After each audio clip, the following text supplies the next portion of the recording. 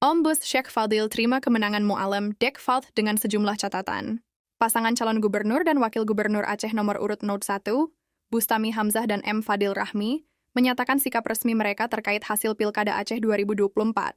Dalam rilis pers yang diterima koran Aceh.net pada Selasa, 11 Desember 2024, keduanya menegaskan bahwa meskipun menemukan berbagai indikasi kejanggalan dalam proses pilkada, mereka memutuskan untuk tidak membawa persoalan ini ke ranah hukum di Mahkamah Konstitusi, MK.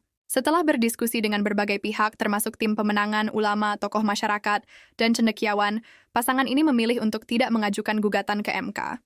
Kami memutuskan untuk tidak meneruskan gugatan ini ke MK dengan pertimbangan untuk menjaga polaritas berkepanjangan, serta untuk meredakan ketegangan politik dan psikologis di tengah masyarakat Aceh yang sangat kami cintai, ungkap keduanya.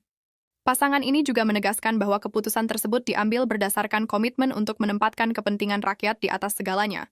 Dalam pernyataan tersebut, Bustami dan Fadil Rahmi turut menyampaikan rasa terima kasih yang mendalam kepada seluruh masyarakat Aceh yang telah memberikan dukungan selama proses pilkada berlangsung. Ucapan terima kasih yang sama juga kami sampaikan kepada segenap jajaran partai politik, pengusung, pendukung, serta para relawan di seluruh pelosok Aceh yang telah bekerja keras selama proses pilkada 2024. Hanya Allah Subhanahu wa Ta'ala yang sanggup membalasnya, ujar mereka.